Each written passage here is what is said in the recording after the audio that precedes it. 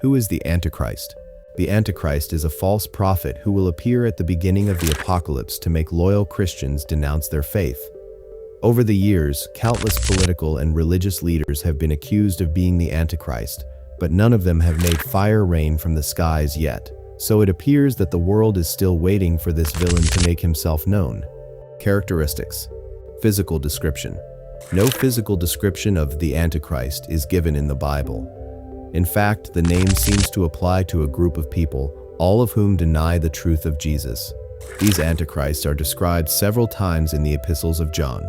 Little children, ye have heard that Antichrist shall come, even now are there many Antichrists, and many deceivers have gone out into the world, those who do not confess that Jesus Christ has come in the flesh. Any such person is the deceiver and the Antichrist. Yet, John doesn't give any physical signs that can be used to identify a person who belongs to the Antichrist group. Presumably, they can have any appearance. Images of an individual Antichrist come from Thessalonians and the book of Revelations. However, these books do not use the word Antichrist. Instead, they refer to a false prophet, beast of the earth, or beast of the sea. Again, descriptions of the false prophet and the beast focus on his actions, rather than his appearance, but a few tantalizing traits are mentioned. The beast may have 7 heads with 10 horns each, or he may have 1 head with horns like a lamb. He marks all his followers with his name or his sign on their forehead or hand. His name is unknown, but some people believe it translates to the number 666. Today, people who believe in the Antichrist as an individual person tend to focus on his status as a charismatic leader. He is expected to be an attractive man with a rich voice and a taste for fine clothing.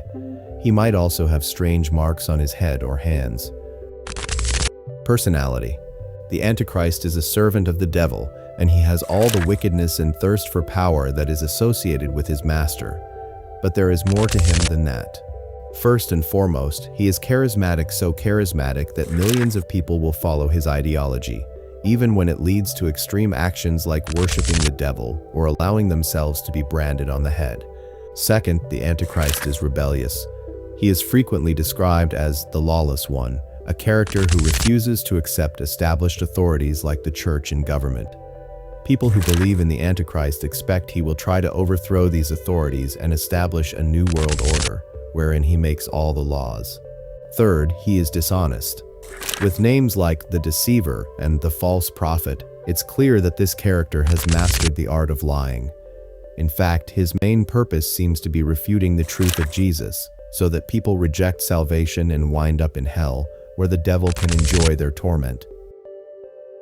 Finally, the Antichrist is extremely arrogant. His natural powers, combined with the adoration of millions, will lead him to exalt himself above every so-called God or object of worship, so that he takes his seat in the temple of God, declaring himself to be God. Special abilities. The Antichrist may be a smooth talker, but he also has real power to back up his talk. He is capable of producing all sorts of signs and wonders to convince people that he is a real prophet. These include bringing fire down from the sky, animating a statue of the beast so that it can talk, and healing or surviving mortal wounds. The Antichrist also has authority of lesser demons. He can summon individual demons to help him spread his signs and wonders, or if he is faced with a serious enemy, he can collect all of his demons into an army. Cultural representation. Origin. The early Christian church did not place heavy emphasis on the Antichrist. The term was simply used to describe people who rejected Jesus' truth. However, it didn't take long for church members to begin using the Antichrist label to accuse their enemies of being corrupt and dangerous. By the 3rd century AD, the Christian church had begun to accuse Roman leaders, especially Emperor Nero, of being the Antichrist. Christians also began looking for signs in the biblical text that could lead them to the Antichrist. The number 666 was used to numerologically decode names of the Antichrist, including several Roman leaders, and the beast of the sea's 10 horns were interpreted as Rome splitting into 10 kingdoms. Protestant Reformation. As the power of the Roman Empire slipped away, Antichrist accusations began to fade too. Religious scholars still speculated about the mysterious character, but they focused on signs that would help them identify the Antichrist in the future, rather than signs that could be used to accuse a current leader of being the Antichrist. All that changed during the Protestant Reformation. As tensions between the pre-Protestant Church and the Roman Catholic Church grew, religious rebels began to murmur about Catholic leaders, especially the Pope, being the Antichrist. During the Protestant-Catholic split, Protestant leaders like Martin Luther and John Calvin made bolder statements claiming, "This teaching of the supremacy of the Pope shows forcefully that the Pope is the very Antichrist, who has exalted himself above and opposed himself against Christ." Modern appearances. Today, extreme Christians are still on the lookout for the Antichrist, and they regularly come up with new culprits. Every pope and us president has, at some time, been accused of being the Antichrist. The Antichrist has also become a political symbol used by counterculture movements. For example, some punk rock stars have referred to themselves as Antichrists or incorporated Antichrist symbols into their art. 5 things to know about the Antichrist. In the history of the West over the last 2,000 years, there has never been a time when someone hasn't been predicting the end of the world.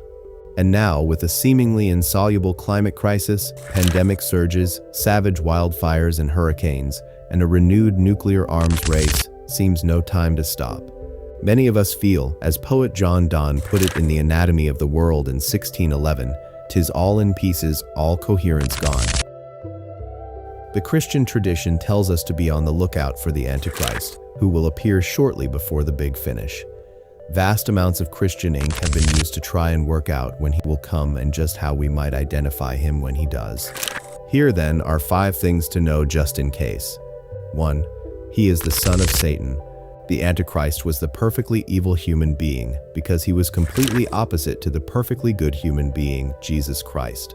Just as Christians came to believe that Jesus Christ was the Son of God, so they thought that the Antichrist was the son of Satan. Jesus was born of a virgin, so the Antichrist would be born of a woman who was apparently a virgin, but was really a whore. Where Christ was God in the flesh, the Antichrist was Satan in the flesh. In the Christian New Testament, there are only 3 passages that mention the Antichrist, all in the letters of John: I John 2.18-27, I John 4.16, 2 John 7. They suggest the end of the world should be expected at any moment.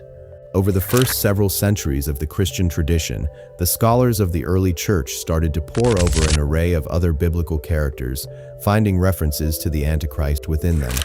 The abomination of desolation in the books of Daniel and Matthew, the man of lawlessness, and the son of perdition in a letter of Paul. The book of Revelation describes a singular figure as the beast from the earth and the beast from the sea, whose number is 666.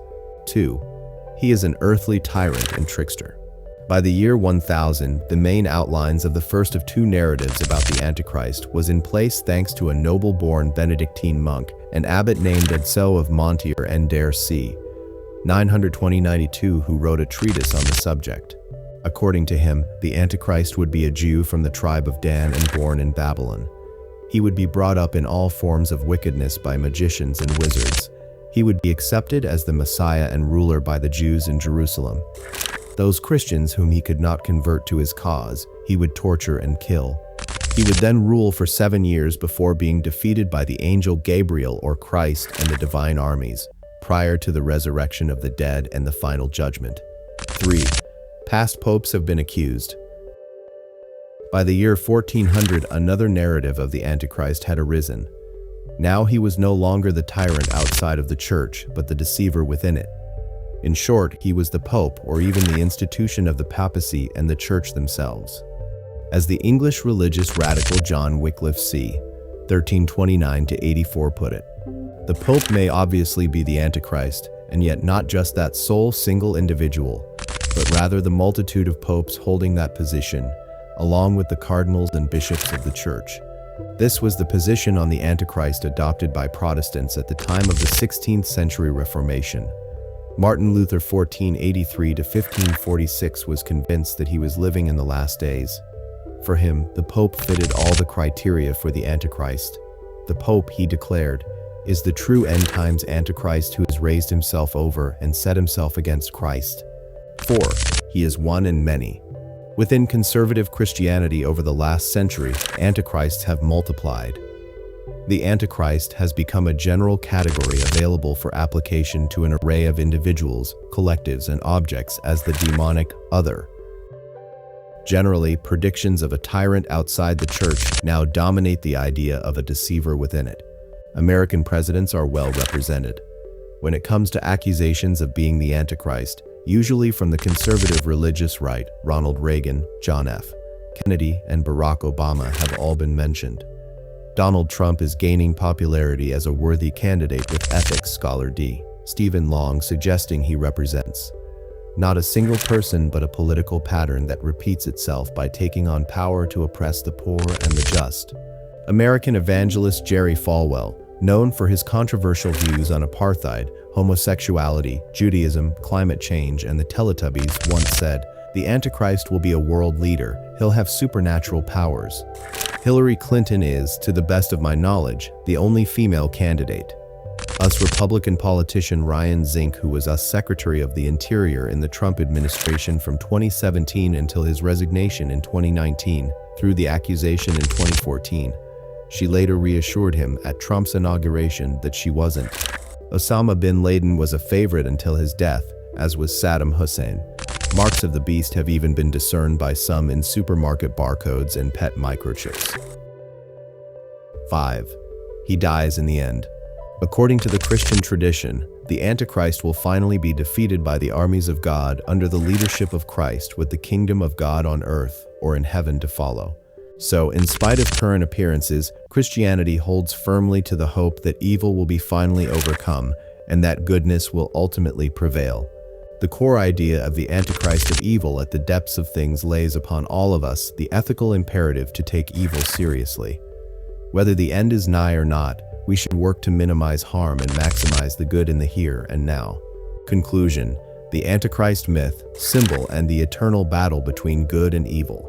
The concept of the Antichrist has haunted human imagination for centuries, embodying humanity's deepest fears about deception, tyranny, and the ultimate battle between good and evil. Though interpretations vary widely from a literal end-times dictator to a symbolic force of corruption, the Antichrist remains one of the most compelling and terrifying figures in religious and cultural thought. A figure shrouded in mystery. The Bible provides no clear physical description of the Antichrist, focusing instead on his actions: deception, rebellion, and the rejection of divine truth. Early Christians saw many antichrists in false teachers and persecutors, but over time, the idea crystallized into a singular, satanic usurper, a dark mirror of Christ. Whether depicted as a seven-headed beast, a charismatic world leader, or a false prophet performing supernatural wonders, the Antichrist represents the ultimate enemy of faith, one who seduces humanity away from salvation. A political and religious weapon. Throughout history, the label Antichrist has been wielded as a weapon against perceived enemies. Roman emperors, medieval popes, and modern political leaders from Nero to Obama have been accused of being the prophesied deceiver.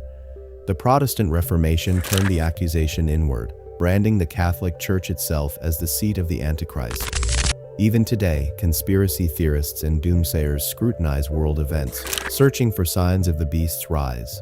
The Antichrist in modern culture. Beyond theology, the Antichrist has seeped into popular culture as a symbol of rebellion, corruption, and apocalyptic dread.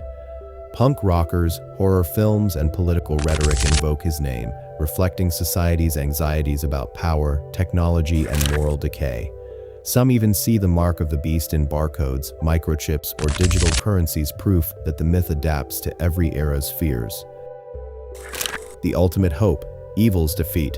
Despite the terror he inspires, the Antichrist story carries a message of hope. Evil, no matter how powerful, will ultimately be vanquished.